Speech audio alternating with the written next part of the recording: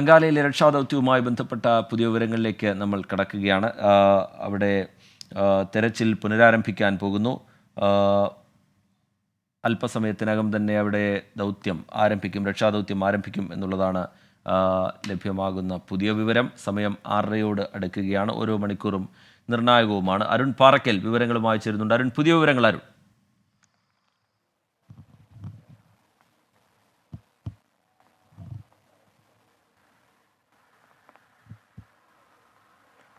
റീജിത്തെ, രക്ഷാദൗത്യം അല്പസമയത്തിനകം ആരംഭിക്കും എന്നതിൻ്റെ സൂചനയാണ് നമുക്ക് ലഭിക്കുന്നത്. SDRFിൻ്റെ 3 ടീം ഇപ്പോൾ പോയിട്ടുണ്ട്. പോലീസിൻ്റെ ടീം ഈ സംഭവ സ്ഥലത്തേക്ക് പോയിട്ടുണ്ട്. നമ്മൾ അവിടെ നിന്നും ഏകദേശം 1 കിലോമീറ്റർ അകലെയാണ് നമ്മൾ നിൽക്കുന്നത്. നമുക്ക് അങ്ങോട്ട് ഇപ്പോൾ പ്രവേശനം അനുവദിച്ചിട്ടില്ല.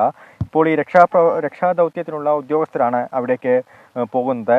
3 SDRFിൻ്റെ ടീം 3 ടീം അവിടേക്ക് എത്തി. നമുക്ക് പുറകിൽ കാണുന്ന ഇത്തരത്തിലുള്ള, അതായത് ഈ ദൃശ്യങ്ങളിൽ കാണുന്ന തരത്തിലുള്ള വലിയ തോതിലുള്ള ഒരു മൺകൂനയാണ് ഈ പ്രദേശങ്ങളിലൊക്കെ തന്നെ ഉള്ളത്.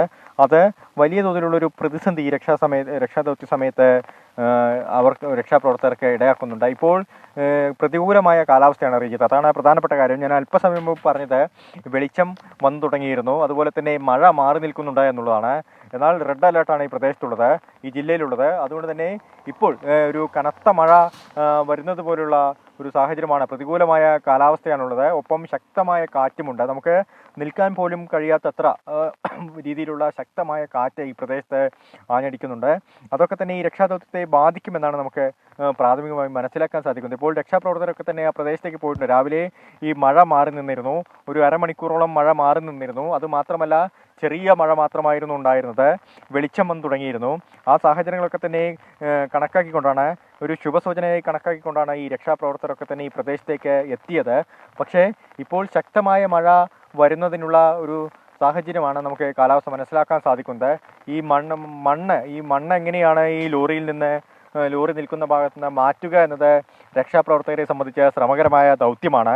പ്രധാനമായും ഈ ദൃശ്യങ്ങളിൽ കാണാവുന്ന പോലെ തന്നെയുള്ള ഇതിപ്പോൾ അവിടുന്ന് ഈ അപകടം നടന്ന സ്ഥലത്ത് നിന്ന് ഏകദേശം 1 കിലോമീറ്റർ അകലെയുള്ള ഭാഗമാണ്. ഈ കൊച്ചി പനവേൽ ദേശീയപാതയിൽ പലയിടത്തും ഇങ്ങനെയുള്ള വലിയ വലിയ മൺതിട്ടകളും മൺകൂനകളും ഒക്കെയുണ്ട്. ഇങ്ങനെയുള്ള വലിയ കുന്ന് ഇടിയുന്ന സാഹചര്യത്തിൽ ഇപ്പോൾ ദൃശ്യങ്ങളിൽ കാണാവുന്ന പോലെ തന്നെ ഈ പ്രദേശത്തൊക്കെ ചില ഭാഗങ്ങളിൽ കുന്ന് ഇടിഞ്ഞൊരു സാഹചര്യമുണ്ട്. ഒപ്പം ആ ലോറി, നമുക്ക് ആ ദൃശ്യങ്ങളിൽ കാണാവുന്ന പോലെയുള്ള ലോറിയുണ്ട്.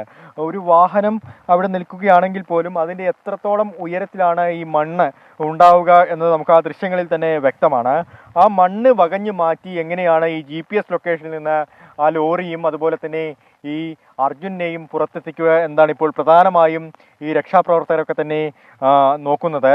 അതിനുള്ള ദൗത്യമാണ് ഇന്നിപ്പോൾ വീണ്ടും പുനരാരംഭിക്കുന്നത്. ഇന്നലെ രാത്രി ഏറെ വൈകിയാണ് ഈ രക്ഷാദൗത്യം അവസാനിപ്പിച്ചത്. വെളിച്ചക്കുറവുണ്ടായിരുന്നു, ഒപ്പം ശക്തമായ മഴയുണ്ടായിരുന്നു. ഈ ലൈറ്റുകളൊക്കെ തന്നെ രാത്രിയും രക്ഷാദൗത്യം തുടരുന്നതിന് വേണ്ടി എത്തിച്ചു. പക്ഷേ അത് തുടർന്ന് പാറയ്ക്കലിലേക്ക് വീണ്ടും തിരികെ എത്താം. ഇന്നലെ രാത്രിയിലും ദൗത്യം തുടരണം എന്നുള്ള ആവശ്യമൊക്കെ അർജുൻ്റെ കുടുംബം മുന്നോട്ട് വെക്കുന്നുണ്ടായിരുന്നു. പക്ഷേ അത് തുടരാൻ കഴിയാത്ത സാഹചര്യമാണ് എന്നാണ് ഉത്തര കന്നഡ ജില്ലാ ഭരണകൂടം വ്യക്തമാക്കിയത്, ദൗത്യസംഘം വ്യക്തമാക്കിയത്. കാരണം വെളിച്ചക്കുറവ് വലിയൊരു പ്രതിസന്ധിയായി നിൽക്കുന്നുണ്ടായിരുന്നു. അതിനേക്കാൾ ഉപരിയായി അതിശക്തമായ മഴ, ആ മേഖലയിൽ രാത്രി പെയ്ത അതിശക്തമായ മഴ, ദൗത്യസംഘത്തിന് മുന്നോട്ട് പോകാൻ കഴിയാത്ത സാഹചര്യം. അതിനെ തുടർന്ന് ഇന്നലെ രാത്രി രക്ഷാദൗത്യം നിർത്തിവെക്കുകയായിരുന്നു. അതിനുശേഷം ഇന്നിപ്പോൾ അല്പസമയത്തിനകം തന്നെ വീണ്ടും തെരച്ചിൽ പുനരാരംഭിക്കാൻ പോകുന്നു. NDRFിൻ്റെ സംഘം, അതുപോലെ നാവികസേനയുടെ സംഘം, പോലീസിൻ്റെ പ്രത്യേക സംഘം.